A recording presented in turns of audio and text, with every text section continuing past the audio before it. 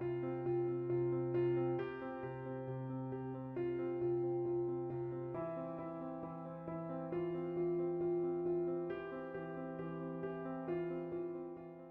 name is Ryan, and this is my service dog, Peyton. I spent 20 years in the Air Force, and I spent my first 14 years in called Security Forces in the Air Force, which is their version of the military police.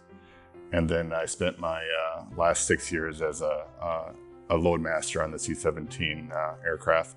So and I've been all over the world, stationed in all over the states, in Montana and Korea and Portugal and Turkey and Germany, and deployed to Afghanistan and Qatar. And towards the end of my military career in 2019, I was diagnosed with PTSD, and came to find out that I was having symptoms for almost 10 years before I was diagnosed. And so it was kind of a shock to the system to find out that I was been living my life like that and not knowing. And so I was about to retire from the military, and I had to kind of come up with a plan to figure out how I'm going to live in the world now with this diagnosis. And so I started kind of doing some research, and I found out that service dogs for PTSD has been a helpful thing. And then I started the process. My name is Jane, and I have finished training Peyton. Peyton is my 6th dog I've trained for Helping Paws. I got involved with Helping Paws when my last pet dog passed away, and I said, I can't do this anymore. It's like losing a child. And my daughter, Nancy, who was working for Helping Paws, said, have I got a deal for you?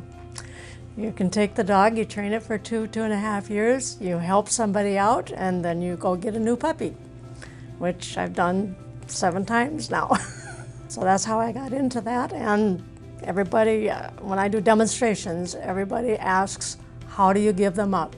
And the answer to that is easy. You meet the people that are going to use your dog and get to see how much that changes their lives. So for the pre-matching, I came here and I met with, I think it was 5 or 6 dogs the first time. I remember it was Peyton and another dog who I felt the most like there was an actual bond there with. There was a connection, like he was listening and all that. And Peyton was definitely, we connected pretty quickly. And then the next time I came in, like a month later, I met only with Peyton. I know that I always joke that, because I later found out that Peyton had chances to match with a lot of people. Like he went through the matching process quite a bit, and he just never matched. And I always joke that Peyton, every time he was supposed to match with somebody, he would think, you seem like a really nice person, but I'm waiting for Ryan. Before Peyton, I was taking Ambien every night to try to sleep, and probably a couple of those nights I still wasn't able to sleep. I never left my condo except to go grocery shopping or maybe go to the doctor. And there would be times I'd be at home for 7 days in a row, just not going anywhere, not doing anything. The first night I took home Peyton, I didn't take Ambien and I slept, and I haven't taken Ambien since.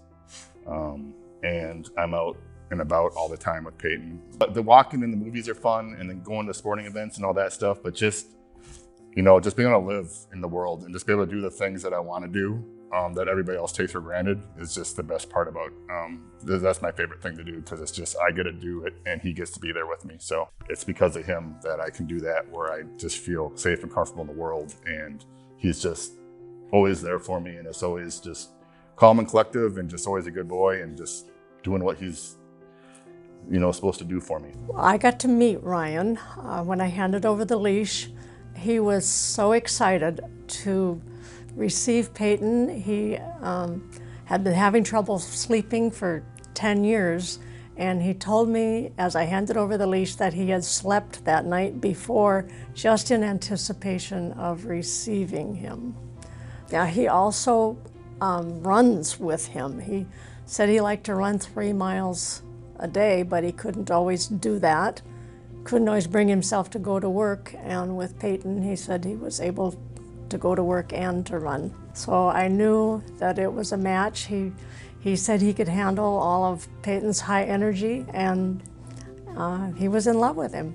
I know one of the biggest things he's done for me is I was taken for a bathroom break late at night, and somebody threw firecrackers at us.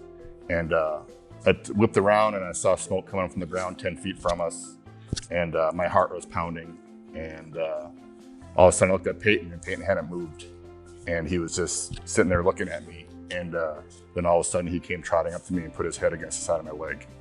And I didn't have to tell him to do that. We hadn't done any training or anything like that. He just kind of knew I needed him at that moment, and he came over and was there for me. So that's just the way Peyton is. So I think Helping Paws, I mean, it's one of those organizations where like you feel once you have your service animal, you have a lifelong relationship with Helping Paws. I know that if I have an issue, as soon as I took Peyton home, if I had an issue that night, I could call Sean. And 5 years from now, I know that I can reach out to Helping Paws. And so that's why it's a nice organization where they know that you're gonna be part of this organization for the life of your animal, and they're always gonna be there for you if you need help. You know, one thing I always say about PTSD is that, you know, it's a daily struggle.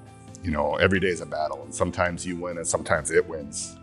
And you die once, but you live every day. And so, you know, you want to win all the days you can. So if you're struggling with PTSD and you feel like a service animal can be a benefit, then you know, you're going to win more days than not when you have a service animal, because there's such a benefit.